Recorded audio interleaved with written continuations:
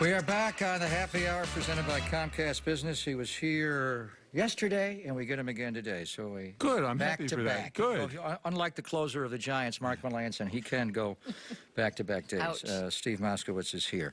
So Kelly was teasing our audience a little bit. We've talked about it on the show. But this past week, the NBA has raised the available credit line of ownership, some $75 million from last year. It's gone up to $325 million.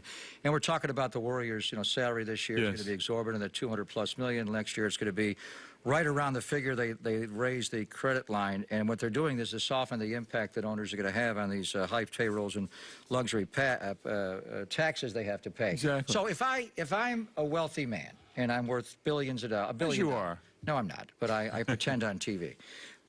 Why would I need to take a line of credit out that I have to pay an interest on to pay my basketball team if my revenue flow exceeds the player payroll? OPM, other people's money. It depends what else you're doing. So, for example, no matter how wealthy you are, if you have your money invested in something else, which is returning more than the interest, it makes business sense to go ahead and do that. And essentially what they're doing here is they're helping them pay what they call the tax. It's kind of like a bank when they make a bad loan. They lend the company or the country more so they don't default on the loan, so the bank can say the loan is still good.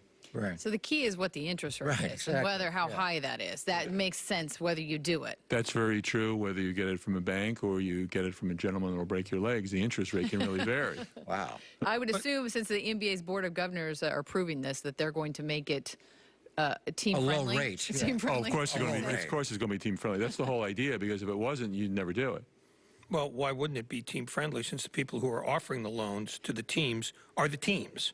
Right. I mean, so it might be like close to zero, if not actually zero. Really? That we know? No. Why? I mean, you're taxing yourself, aren't you, then? You explain it. That's why but that would only be the owners that are seeking that kind of money that have the high revenues. Well, you guys call it a tax, and I know they do. In reality, it's not a tax imposed by the government. It's a cost of doing business. You can think of your rent as being a tax, but it's really just something where they're trying to say to teams, look, you're going to have to go ahead and level the playing field, or at least that's the theory. So it's really a business expense. It's all business. It has nothing to do with income taxes. It's just trying to get not slaughters every game. But it doesn't seem like it's leveling the playing field, because you're talking about, the rich getting richer, the Warriors just finding ways to continue to add talent and continue to hold on to their all-star pieces, while small market teams might be looking around thinking, this isn't working for me, that they get more money to win championships. The theory is often very different than the reality. In theory, and you see that in all kinds of real income tax things, where the government comes out and they're doing this for you and this for you and this for you, when in reality it benefits one group and not the other. And here, basically what they're trying to do is soften the blow, because you're saying, look, it's kind of like they're paying in on one hand and they're taking out on the other hand, but they're saying, well, they're going ahead and not hurting the smaller teams more. Of course they are, but it looks better this way. How do they pay it off? Like, how does it, is it just like a regular loan? They could, but a lot of times what happens, they're never paid off, where when it comes due, you take a new loan to pay the other one. And I remember a lot of companies, their answer to the bank is roll it over. Now, when MasterCard sends you a bill, you can't tell them roll it over. But with these type of loans, oftentimes it's roll it over, and the loan is on the books, but they're not actually paying it. Imagine if you could do that in roll it over with a mortgage.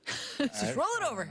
Well, you could with it. You can for a for a little while. Have you guys exhausted this topic? I'm already looking for. Move on to Chris Bosio. The Detroit Tigers sued their pitching coach for inflammatory, insensitive comments that he made that violated their zero tolerance policy.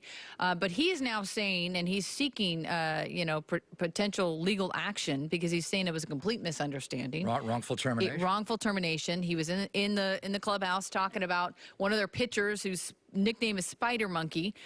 He's a white kid who makes funny faces when he works out.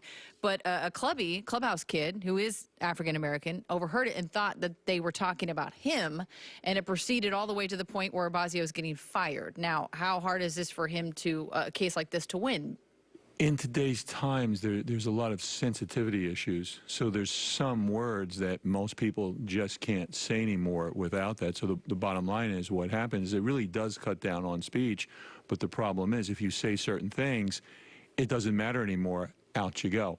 That's part of the problem. It's very different than it used to be years ago. But it's like a nickname. Even though his nickname is Spider Monkey. Well, there's a lot of nicknames that you'll hear various places, but you dare not say them on the air, or you'd be in a lot of trouble. And there's certain things people have. And there's certain things that you can't even repeat and quote from somebody who said something because you can't say those words on there, even though they're not yours. Except for the fact that Daniel Stumpf, who's the pitcher in question, Right. says he's never been aware that anyone calls him that. Oh, really? And has never been called that in his life. Maybe to just his knowledge. Bosio calls him Just Spider Bosio, Monkey. just the Now, coach. there is that problem, too. That's Rick. all. Yeah. So basically, if you've decided to give a guy a nickname without his knowledge, is it a nickname? Oh, you should hear my nickname Only for the you, guy Ray. that's the nickname giver. Okay.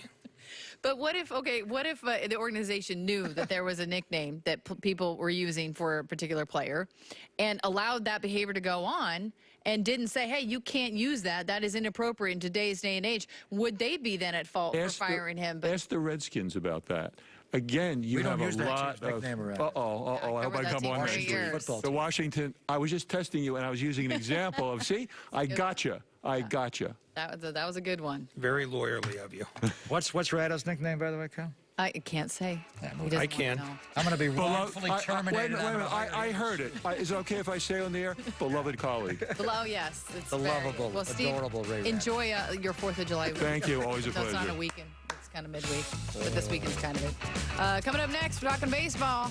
The A's with a big series against the Indians at home. And, of course, the Giants are on the road at Arizona facing the division-leading Diamondbacks. We'll discuss that next on Happy Hour.